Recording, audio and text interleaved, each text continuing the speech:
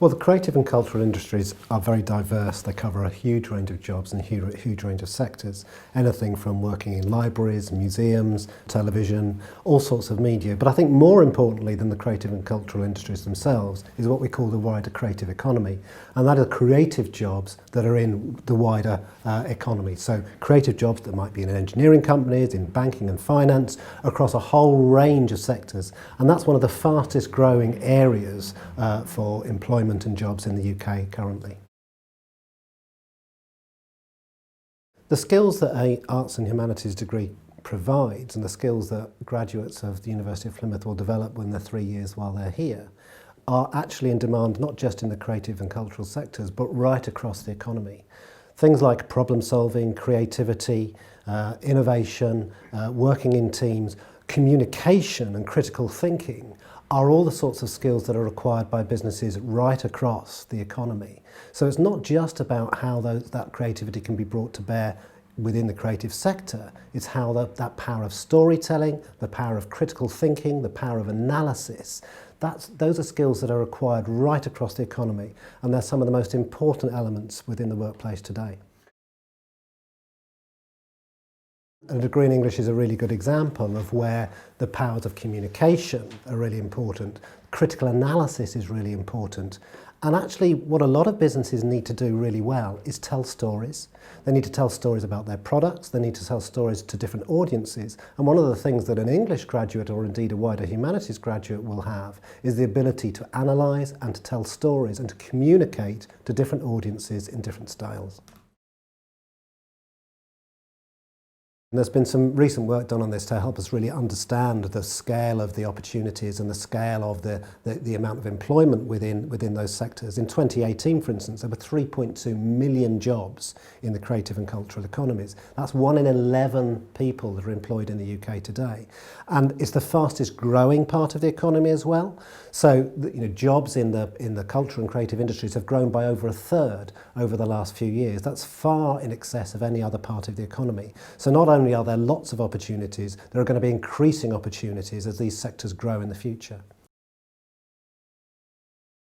Plymouth has a really thriving cultural sector in itself, and the wider region has one of the fastest growing parts of the creative economy in the UK. We will be able to connect students directly to that growing sector, to businesses that are in that sector around Plymouth and the wider region. So about 160,000 jobs directly around the Plymouth region are connected to the creative and cultural sectors, and that's not including those jobs in the wider creative economy that I mentioned previously, jobs that are creative but are within the wider sector. So it's a really significant part of the regional economy, and the university takes very seriously connecting with businesses within those sectors so that we can create opportunities for our graduates, but also that we can inform our teaching with real-world examples of what it's like to work in the creative sector.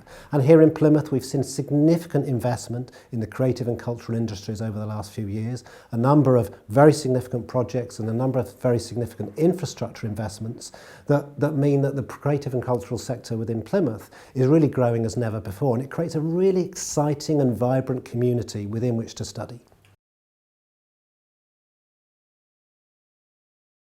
Well, I think one of the fundamental things, or the fundamental things about an arts and humanities degree at Plymouth is the way we teach students to think critically, to communicate effectively, to problem solve and to persuade, but also to be flexible and to work across disciplines. And I think one of the really exciting things about studying humanities at the University of Plymouth is the way we interlink humanities and interweave it with our other disciplines, whether that be engineering, whether that be marine science, whether that be computing. Because the power of storytelling, the power of creating a narrative, the power of analysis and the power of communication are important to all of those disciplines. So things like really exciting projects like our autonomous ship that is going to repeat the voyage of the Mayflower, but in a truly autonomous way, is involving humanities students in terms of the storytelling and the narratives around it, and in terms of the critical analysis of the narratives that weave around that.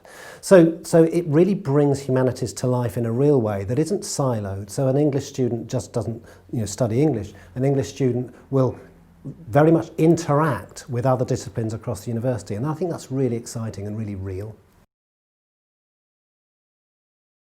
The nature of work is really rapidly changing, and we see lots in the news about digitisation, about globalisation, but also all the jobs that will be at risk of automation in the future. But what we do know is that the skills and capabilities that a humanities graduate will have are those that are at least at risk of automation. Those human skills that you can't replace: communication, critical thinking, creativity.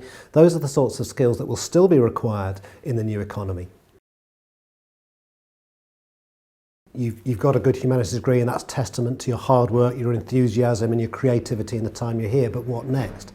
Actually, it's, the question isn't what can I do, but how do I narrow down my options? Because the skills that you will have as a humanities or arts graduate from the University of Plymouth are those skills that employers will need right across a whole range of sectors of the economy. So it's not going to be a question of where on earth will I go, but how do I narrow down those options? So many opportunities will there be that are available for you. Absolutely there is, and actually in some quite unexpected places. So what you find is that even in banking and finance, a large proportion of leaders of those companies will have an arts and humanities degree. That's the skill sets that are required.